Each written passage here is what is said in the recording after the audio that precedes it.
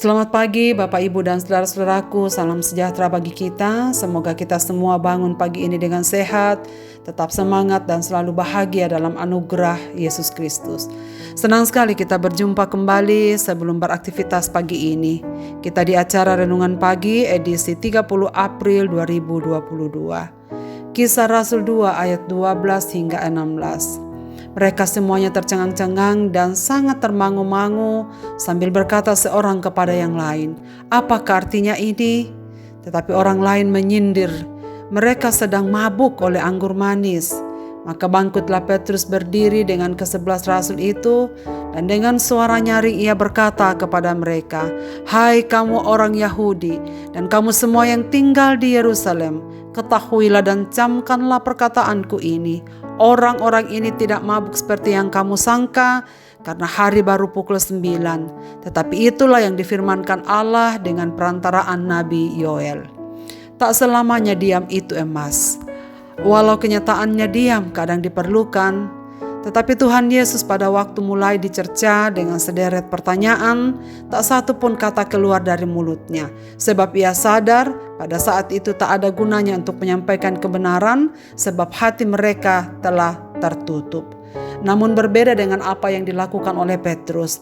Pada saat turunnya Roh Kudus memenuhi hati para murid pada waktu itu, adalah memang peristiwa yang sungguh menakjubkan dan menunjukkan kekuasaan dari tempat tinggi, tanda dimulainya sejarah baru gereja Tuhan.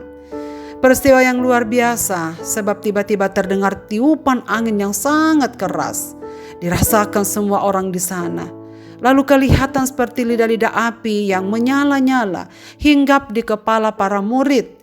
Namun api itu tidak panas dan tidak membakar. Lalu para murid berbicara dalam bahasa yang mereka kenal. Orang-orang yang ada di sana bisa mengerti apa yang dikatakan oleh para rasul.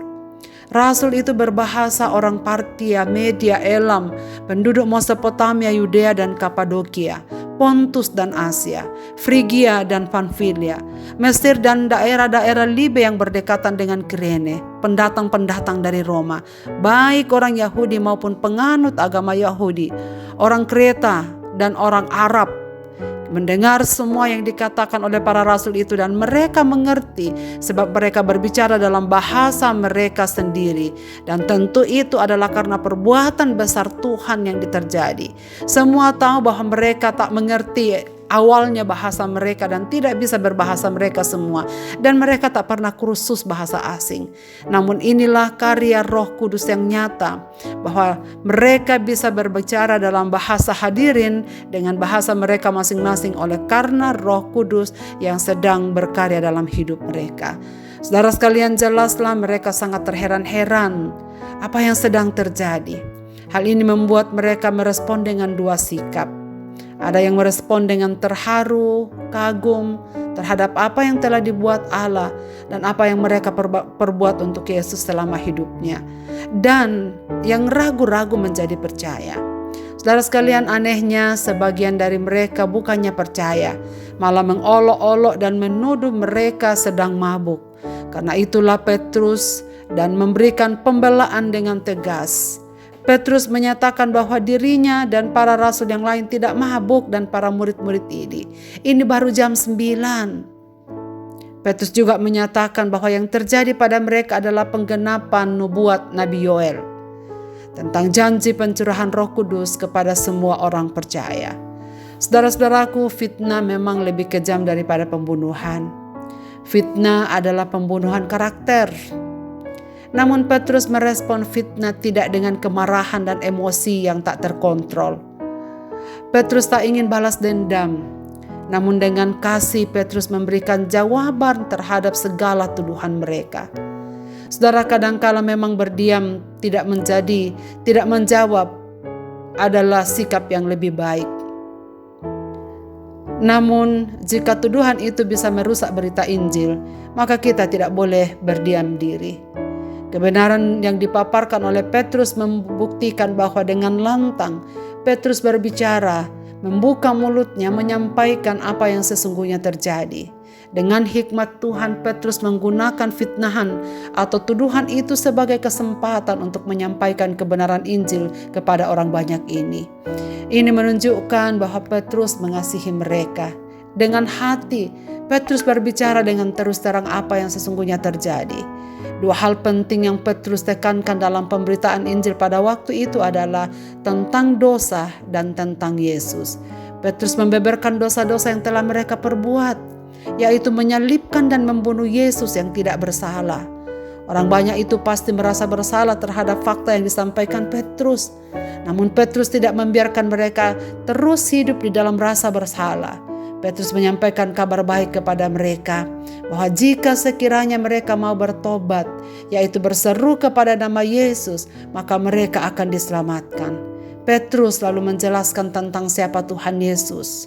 Yang dimaksudkan Petrus adalah Dia orang Nazaret, Yesus yang mati, tetapi kemudian bangkit, mengalahkan kuasa maut, seperti yang telah dinubuatkan oleh Daud dan Nabi Yoel.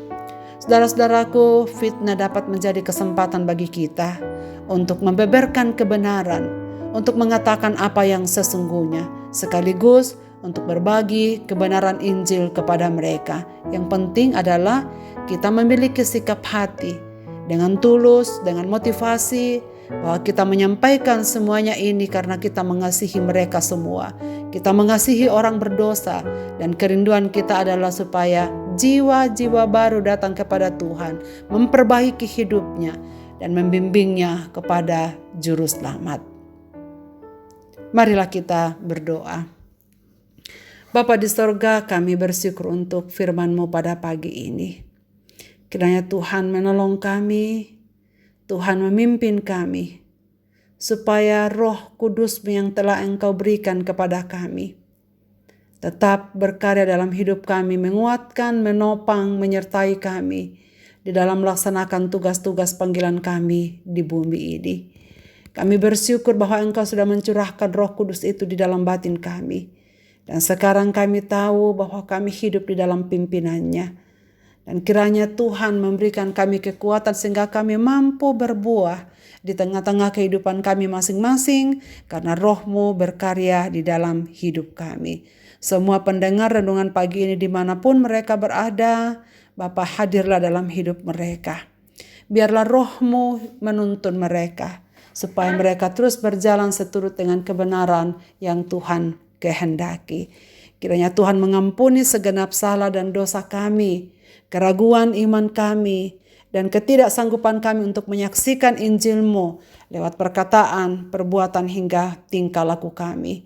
Terima kasih banyak ya Tuhan, apapun persoalan hidup yang sedang kami rasakan sekarang ini dan yang sedang terjadi dalam hidup kami. Kami percaya Bapa yang mengetahui. Dan Tuhan akan menolong kami untuk melewati semuanya dan menyelesaikannya di dalam kasih setia-Mu. Sekali lagi ya Tuhan, kami serahkan hidup kami dalam tangan-Mu dalam beraktivitas di sepanjang hari ini. Dengar doa kami. Kami datang kepadamu berseru dalam Yesus Kristus Tuhan dan Juru Selamat kami. Amin. Saudara-saudaraku, selamat beraktivitas. Tuhan Yesus menyertai kita di dalam pimpinan Roh Kudus-Nya. Amin.